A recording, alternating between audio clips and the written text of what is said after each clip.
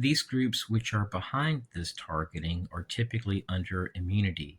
Some of these groups have established partnerships through FEMA, emergency management groups, and they have requested mutual aid agreements. So that way, when they operate in certain areas, they will be granted immunity from prosecution.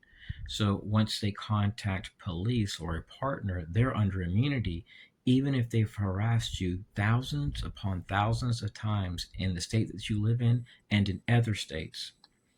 So these activities occur nationwide in U.S. schools. They're occurring. There are people harassed at airports, hospitals, churches, schools, even where they walk. I have talked to people and they've confronted me. And one guy worked for Public Works. He was told that I was a threat to the public.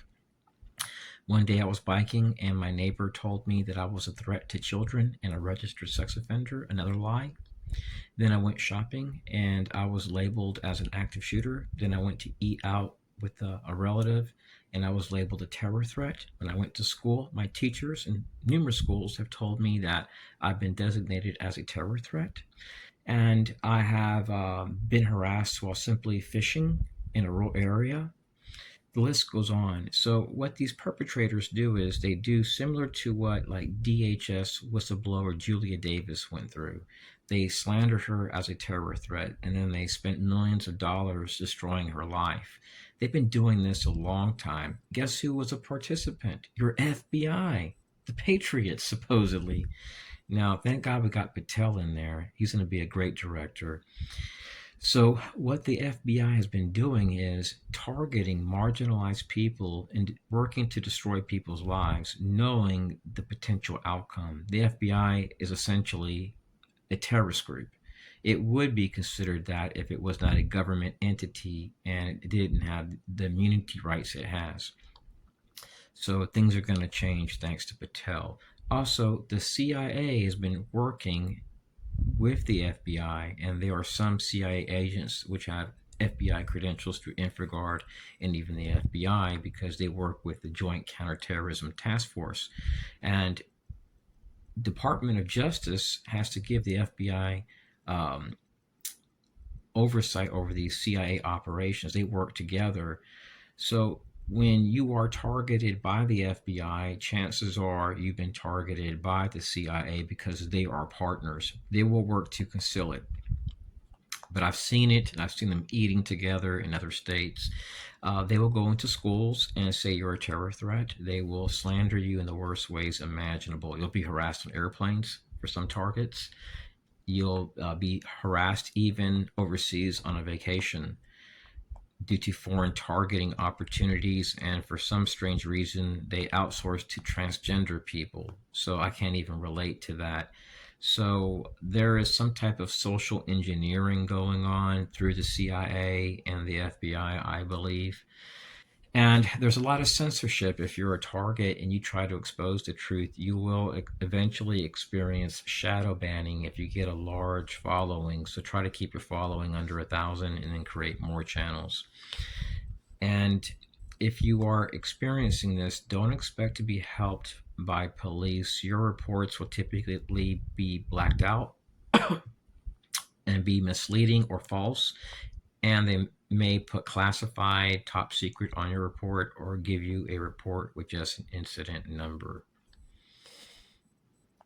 Now, today I went to see my grandmother, and this guy was following me, so I pulled off the road. And once he passed by me, I got back on the road. He had no tag. I wasn't shocked or surprised.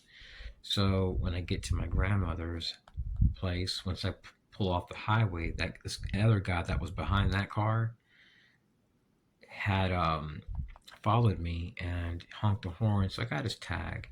And what they may do is, let's say you're on the road and you're on a rural road. It's going through Orlando or whatever. And they may just pull up next to you and honk the horn and wave. And then when they pass by you, you see a Virginia tag, a Maryland tag, a North Carolina tag. You know you don't know them. So sometimes their tags may say like DNI, DHS, like the first three letters. They do little things to get your attention. Just ignore them. Just like 5 days ago, I was eating with family, and a waiter confronted me and stated that there was a guy that was a concern to the manager. I was like, "Why?" He's wearing the same hat as you, and he came in a car parked next to you, and his buddy's sitting outside, parked on the other side of your car, and that guy's car is worth way over six figures, and they just found it weird that he's ordering the same stuff as me. So I was like, "Thank you for the heads up." He sat next to me the whole time. He didn't harass me, so I ignored him. And once I exited the place, the guy tilted his hat, and he had the same type of hat I had on, just like the guy next to me. Nobody else in the place had the same hat on. So they do little things which are very discreet, and these things are based on trying to incite violence, but I'm not a violent person. Covert targeting is very real. When you examine the case involving DHS whistleblower Julia Davis, you will see that she went through the appropriate channels to blow the whistle on a corrupt practice that DHS was doing at one time. They were allowing people from terrorist nations just to come on in. So when the FBI was notified by her, DHS targeted her along with the FBI, and DHS even got a mafia family involved in the case, a criminal family. And it's kind of odd because DHS funds the Citizens Corps programs, which state they are here to counter terrorism threats, criminal threats, but then they're doing the same thing as a terror threat. So this whistleblower was incarcerated 2 times, from what I understand. She was tracked via her OnStar, her cell phone. She was subjected to harassment, essentially torture, gang stalking, mobbing. Her family was stalked. They tracked her with planes. They spent millions of dollars. And what's interesting is that Department of Justice did nothing. The National Security Division within Department of Justice did nothing. The FBI did nothing. Now, if they were doing this to this one whistleblower, could you imagine what they're doing to like African American people in very poor marginalized areas? Could you imagine all the violence they've promoted nationwide? There's no telling on how many terrorist acts they've promoted on our soil and have gotten away with. I had moved to Austin, Texas in 2015 to attend Cybertex to become a database administrator. And my teacher told me one day, he pulled me to the side and said, "Look, the city of Austin is supporting your harassment." Well, the very next day, I drive to school and I accidentally go to the wrong building because where this school is at, all the buildings look similar. And I ended up going to the emergency management office, which is right across the street from this school. And the people there were like, "Look, it's very common. Students have been coming here all the time, making mistakes and coming to the wrong facility because the buildings look alike." So when I was there, this lady says, "Robert." And I said, "Ma'am, how do you know me?" And then she says, "Never mind." That had me thinking.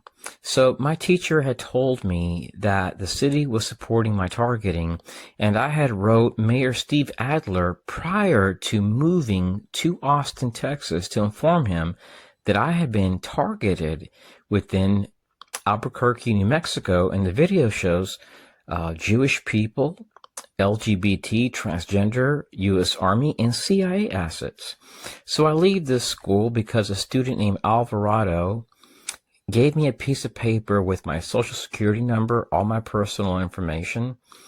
It freaked me out, and students there told me they believed this guy was some type of agent or contractor because he would park his car far from the school.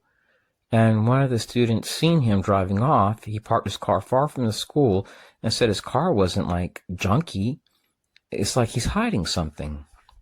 So I decided that I would go to this place called free.net, and this was my teacher in Austin, Texas. And one day he tells me that the United States Army and FEMA had designated me a terrorism threat. I'm like, what?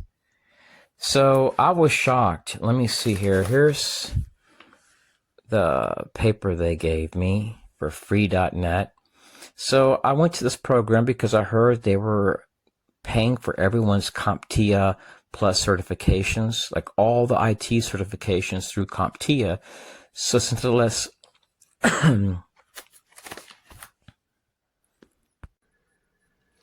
Hello, TIs. I encourage you guys to create an affidavit concerning the different things that you have experienced.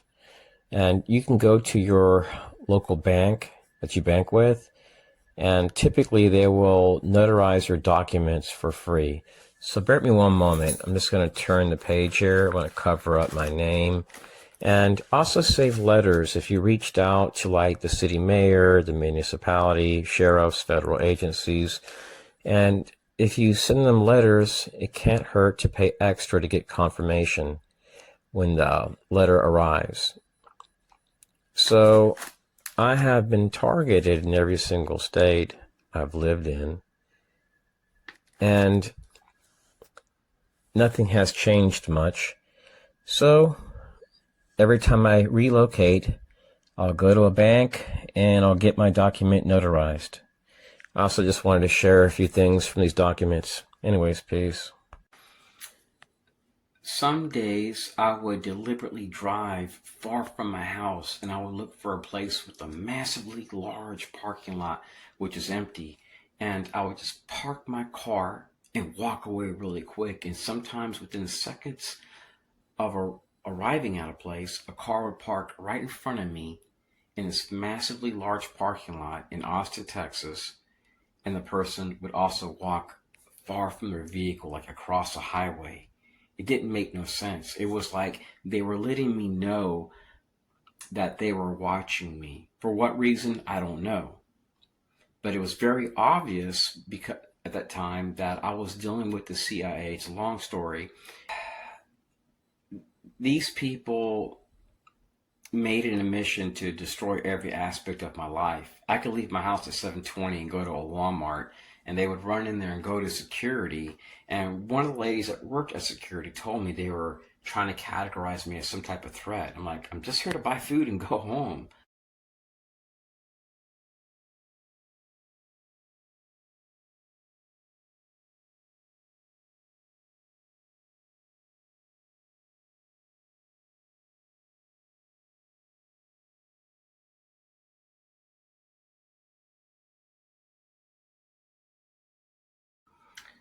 So when I left Cybertex, I ended up going to this place that I really didn't want to go to. It's actually embarrassing to even talk about. It was called like GTCA, and it was a Goodwill. It was close to my house. They had a short program in HVAC. I knew that's not a career that I would want to take, but I go to the school, and this lady that had showed up at my school, she was escorted out of there. She showed up at supermarkets, HEB supermarkets. She came to places where I shopped before I arrived, and I would get stingray alerts prior to arrival to the places where I was going to. It was systematic. It was crazy. Well, she showed up at the same supermarket the week prior, and what's really interesting is that at the same exact place where I was confronted by these people that drive these white and black vehicles, they were all black. This guy parks next to my vehicle, and I had told the store manager 5 days prior that every time I went there, this guy would park next to my vehicle. I would see him circling around the parking lot, and once a car moved that was parked next to me, he would park next to me, and then there would be another car in front of me, and it would be an elderly man just scoping me out. It was really creepy. When I lived in Austin, Texas, I had a really strange encounter with this group called Citizens Corps upon arrival to Austin, Texas. I lived there for over 5 years, and I noticed they would show up at gas stations and stores, and it was systematic. Their actions were nonstop, and one day I was at a gas